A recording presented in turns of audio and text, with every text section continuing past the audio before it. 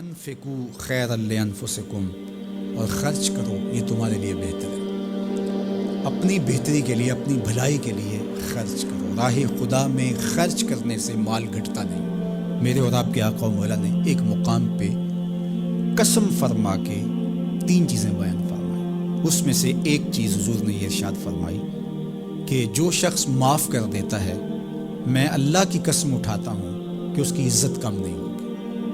دوسری بات یہ ارشاد فرمائی کہ جو مانگنے لگ جاتا ہے، سوال کا دروازہ کھول لیتا ہے، اللہ اس کے لیے محتاجی کا دروازہ کھول لیتا ہے۔ حالات سخت بھی ہوں، اگر قابل برداشت ہوں تو ان کو برداشت کرنا چاہیے تاکہ سوال کی عادت نہ پڑے۔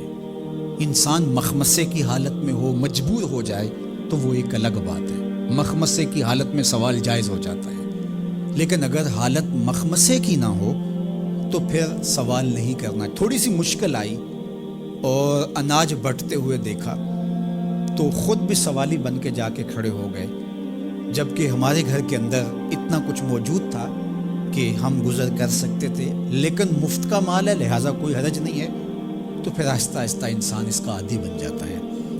اللہ اس وقت سے بچائے کہ ہم محتاج ہوں اور ہمیں عملاً اس جگہ پہ آنا پڑے۔ اللہ سب کو محفوظ فرمائے۔ لیکن اگر حالات کچھ تلخ بھی ہوں تو پھر بھی اگر آپ دیکھیں اپنے آپ کو کہ کیا ہم ایسی جگہ پہ تو نہیں ہیں کہ ہم سوال کرنے جائیں، تو باہر ایک ماحول دیکھ کر کے تو لپک پڑنا، تو اس سے آپ کی طبع کے اندر سوال کی عادت پیدا ہوگی۔ تو اس لیے جو مانگنا شروع کر دیتا ہے پھر اس کے لیے محتاجی کا دروازہ بند نہیں ہوتا، الا یہ کہ کوئی سخت مجبور ہو جائے تو شریعت اس کو اس کی اجازت دیتی ہے۔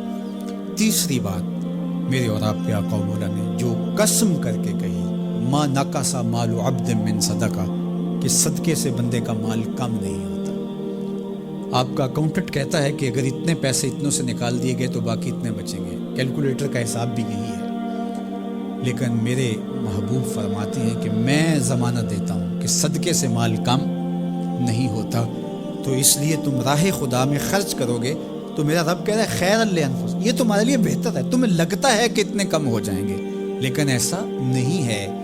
تمہارا مال صدقے سے گھٹتا نہیں ہے، صدقے سے تمہارا مال بڑھتا ہے، اور اللہ تعالیٰ جل شانہ ایک کا 10 گنا عطا کرتا ہے، 70 گنا عطا کرتا ہے، 700 گنا عطا کرتا ہے۔ فرمایا اللہ چاہے تو اس سے بھی زیادہ عطا کر دے، اور پھر فرمایا ان تقرضوا اللہ قرضا حسنا یضاعفہ لکم، اگر تم اللہ کی راہ میں قرض حسنہ دو تو وہ دگنا کر کے دے گا۔ اچھا، یہ کیسا اللہ کا انداز بیاں ہے کہ خود مال دے کے خود کہہ رہا ہے مجھے قرضہ دو، اور پھر خود کہتا ہے میں دگنا دوں گا۔ دیا ہوا کس نے ہے؟ اسی نے، اور کہتا ہے کہ جو میں نے تمہیں دیا ہے اس سے مجھے دو، اور میں پھر اس کو اپنے دیے ہوئے مال سے دیے گئے مال کو دگنا کر کے تمہیں لوٹاؤں گا۔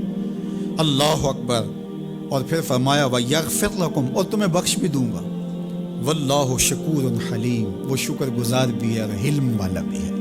اللہ اکبر، وہ بردبار بھی ہے، وہ تمہارا شکر گزار بھی ہوگا، تمہیں دگنا کر کے بھی دے گا، تمہاری مغفرت بھی کر دے گا، اور تمہارے مال میں کمی بھی نہیں آنے دے گا، اور یہ بہتر بھی تمہارے لیے ہوگا۔ یہ تمہاری آزمائش تھی، تمہارا مال تمہیں دے کر تم سے مانگا، اور جس کے لیے مانگا اس کو اللہ ڈائریکٹ بھی تو دے سکتا تھا، لیکن کہا کہ اس کی آزمائش ہے کہ اس کو غربت کی بھٹی میں ڈالا گیا۔ تمہاری آزمائش یہ ہے، تمہیں فراوانی دی گئی۔ اب دیکھیے کہ وہ آزمائش میں پورا نکلتا ہے، تم آزمائش میں پورے نکلتے ہو، دونوں آزمائش میں پورے نکلتے ہیں، یا پھر تم نامراد اور ناکام ہو جاتے ہو۔ اللہ اکبر۔ اللہ جل شانہ پورے عالم کے اوپر پھیلی ہوئی وبا کو دور فرمائے۔